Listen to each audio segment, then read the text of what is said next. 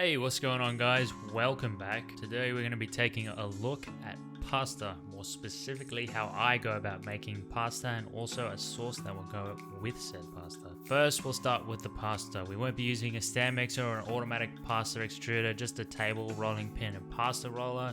So you want to start by putting roughly 2 to 3 cups of flour on your workbench.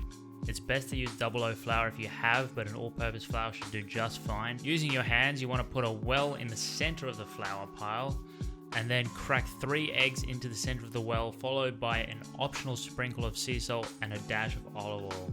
When making the well of flour, just make sure it's big enough for the eggs. I've made an error in the past where I just didn't make it big enough and the eggs just immediately spilled over the edges. Also, if you're going to add the olive oil, add that into the equation as well.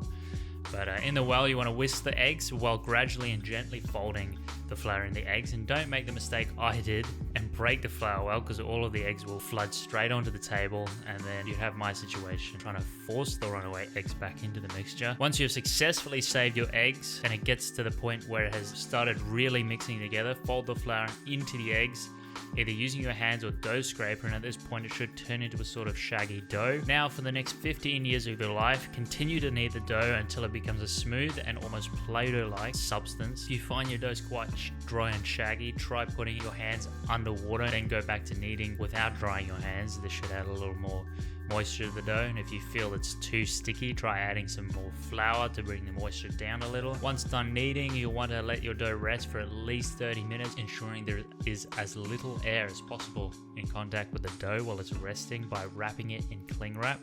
Now that we have our dough resting, we'll move on to making our sauce. First things first, we'll need to make a tomato paste or puree, which is just highly concentrated tomatoes, nothing special. You can use a store-bought tomato paste for this, obviously. You don't need to make your own. I thought I'd just do it anyway. You want to start by getting roughly 1.7 kilograms of tomatoes. You can use less or more depending on how much you need.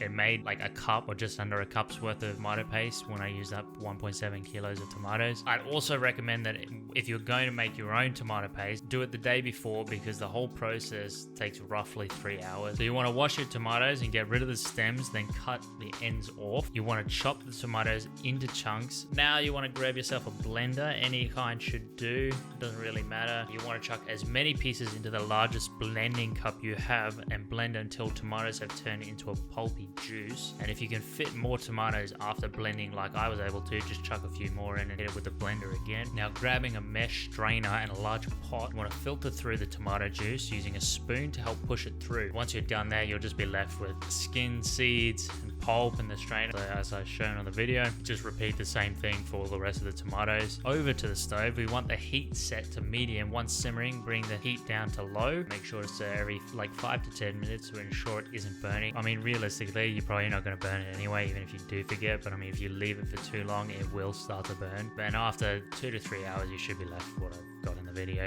Now onto the actual sauce. First thing you need to do is to dice an onion by cutting the end off and slicing it in half in the root part. I find this makes it a lot easier for the skin to come off, and I'm sure you all know how dicing an onion works, so I'm not going to explain that all, but once you're done there, you want to grab 3 cloves of garlic, cut the little ends off, and then crush them with a flat side of your knife. This will allow the skin to come off very easily, and then just continue by finely dicing the garlic into small pieces and display the garlic whilst being out of focus like I have. On the stove, you can see that a few steps were skipped, and this is because I actually forgot to delete previous files on my camera, so the recording was shut off. Thankfully, the only steps that were lost were just to saute the onion and garlic for a couple of minutes and adding the beef. And then next, you want to add the tomato paste we made earlier. Don't use too much. I'd say max use 3 to 4 tablespoons. That's too much, because if you use too much, it'll get really strong in tomato. Next, what you want to do is add wine. I used the cheap red Shiraz that I had lying in my fridge from previous pasta sauce I had made. And then once you've added that, just let it simmer for 10 minutes so the alcohol can start cooking off. Now for the tomatoes, I used peeled San Marzano tomatoes, I think it's called, but I mean really any tin tomatoes will do. It doesn't really make a huge difference. San Marzano, I believe they're a slightly better tomato, a little bit sweeter, a little bit richer. And then with the stock, I would generally use beef stock, but there was no higher quality beef stock available when I went to the shops, so I just switched it out for chicken stock, and I mean it turned out good anyway. So, and if you have the time and the resources to make your own stock, there really is no comparison, so make your own stock if you can, but if not, store-bought will do just fine. Once you've put the stock in, it'll take another couple of hours before the sauce is actually ready. So now you can make your pasta. First, release the dough from its plastic prison and spread flour over your work surface. Then cut the dough into separate and equal pieces. The measurements in the video should make 4 equal pieces like so. I mean, you can make it 2, but I find that would probably make the pasta a little too long when you're rolling it out. And then once you have your pieces laid out nicely on your bench, grab yourself a rolling pin and roll each piece until it is thin enough to fit in your first setting on your pasta rolling machine. Now over to your machine where you want to set it to the widest setting available for this machine, that was 0. Once there, run your flattened dough through 3 times and then fold it over itself. Moving on to the next setting, roll your folded dough a further 3 times and repeat this process until you reach number 6 on your pasta machine. And this is where I made a major error, and I did not coat the dough in nearly enough flour, so it ended up sticking on itself and turned back into a dough ball, meaning I had to start again, which honestly it makes you want to quit the whole video. I almost gave up there and didn't want to do it again, but I pushed on. When you're rolling your pasta, always make sure there is enough flour dusted onto the actual pieces of pasta.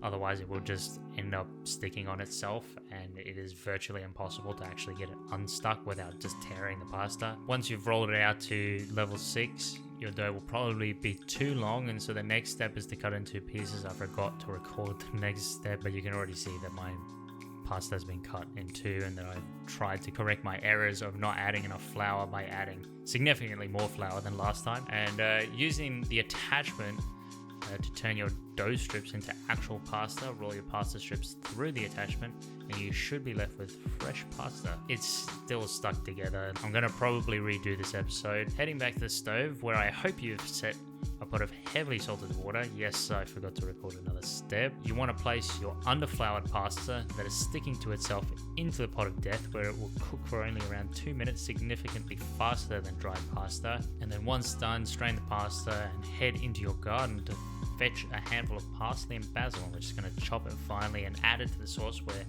next we'll grate some parmigiano reggiano, better known as parmesan, and give it all a good stir, turning off the heat and heading over to where we will finally be plating our food, where I tried and failed to be fancy with my pasta by twirling it, but I mean either way it ended up still looking okay. So I mean there's probably a little too much meat, but hey, who said that was a bad thing? And I also added some extra parmesan for garnish and a little sprig of basil for some color. And I mean, whilst there were definitely a lot of improvements to be made, and I probably will do a remake of this episode, I can say one thing with guarantee: it tastes damn good.